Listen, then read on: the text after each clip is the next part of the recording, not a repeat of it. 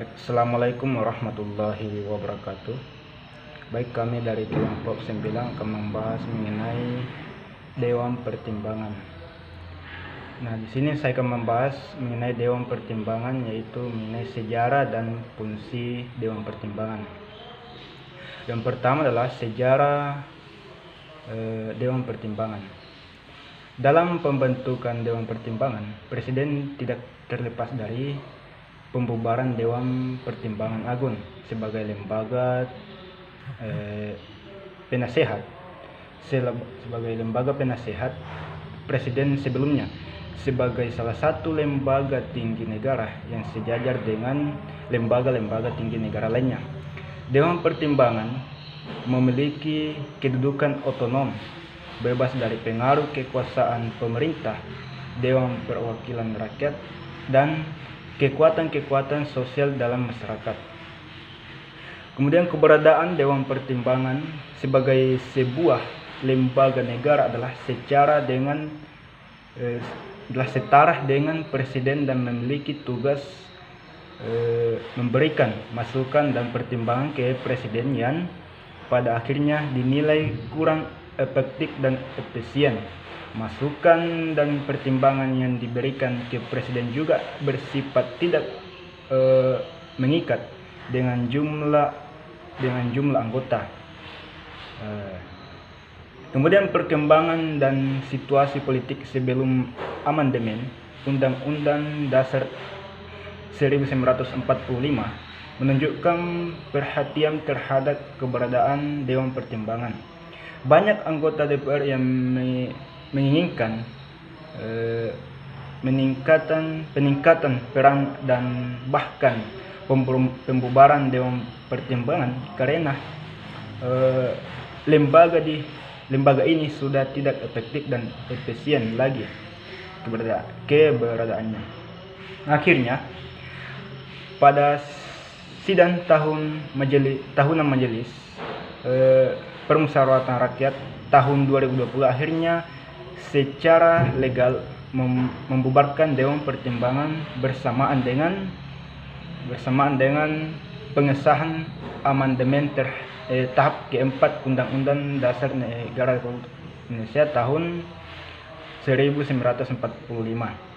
Di dalam amandemen Undang-Undang 1945, posisi Dewan Pertimbangan sebagai lembaga tinggi negara dihapus. Setelah amandemen keempat Undang-Undang Dasar 1945, keberadaan Dewan Pertimbangan Agung diganti dengan suatu dewan yang ditempatkan dalam bab 3 Undang-Undang 1945 mengenai kekuasaan pemerintahan negara.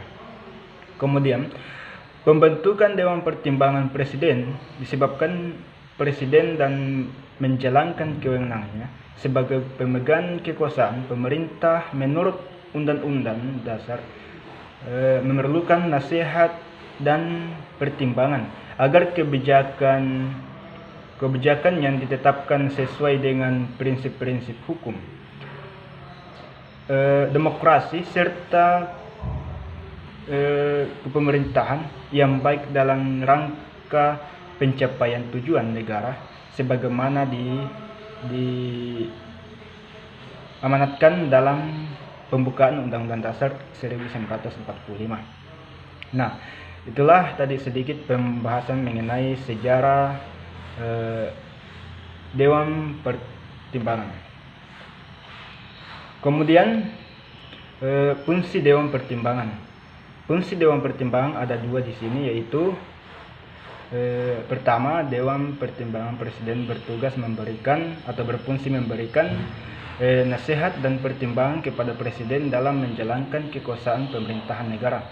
Dan yang kedua adalah fungsi Dewan Pertimbangan memberikan nasihat dan pertimbangan sebagaimana dimaksud pada ayat 1, yaitu wajib dilakukan oleh Dewan Pertimbangan Presiden baik diminta maupun tidak diminta oleh Presiden. Nah, itulah tadi fungsi mengenai Dewan Pertimbangan. Nah, itulah tadi pembahasan saya mengenai Dewan Pertimbangan, yaitu ada dua. Pertama adalah sejarah, dan yang kedua adalah fungsi Dewan Pertimbangan. Baik, sekian dari saya. Assalamualaikum warahmatullahi wabarakatuh.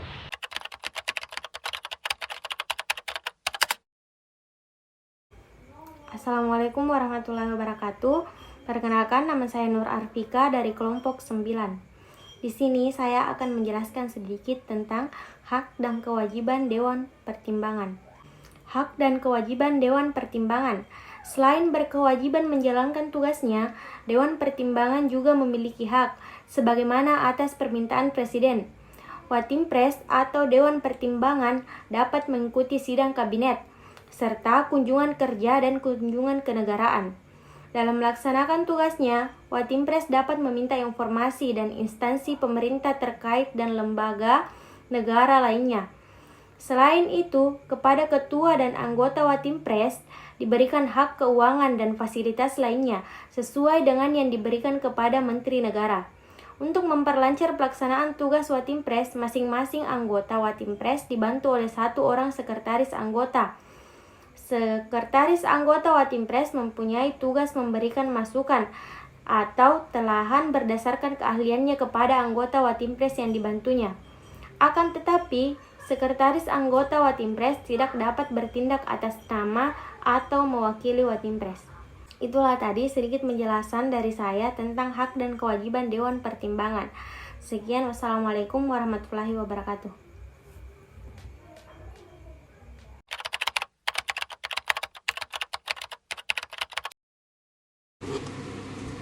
Assalamualaikum warahmatullahi wabarakatuh. Perkenalkan, nama saya Rismayanti, Prodi Hukum Tata Negara, NIM 18 2600 050. Baiklah, saya akan menyampaikan materi saya, yaitu tugas Dewan Pertimbangan. Dewan Pertimbangan Presiden bertugas memberikan nasihat dan pertimbangan kepada Presiden dalam menjalankan kekuasaan pemerintah negara. Kedua, pemberian nasihat dan pertimbangan sebagaimana dimaksud pada ayat pertama wajib melakukan oleh Dewan Pertimbangan Presiden, baik diminta maupun tidak diminta oleh Presiden. Kewenangan Dewan Pertimbangan melakukan kajian terhadap kebijakan direktur di bidang non-akademik. B. Merumuskan saran dan pendapat terhadap kebijakan direktur di bidang non-akademik. C. Memberikan pertimbangan terhadap kebijakan direktur di bidang non-akademik. Dan D. Memberikan pertimbangan kepada direktur dalam mengelola Polines. Dan E. Membantu Polines dalam bidang pendanaan sarana dan prasarana dan tenaga. Terima kasih.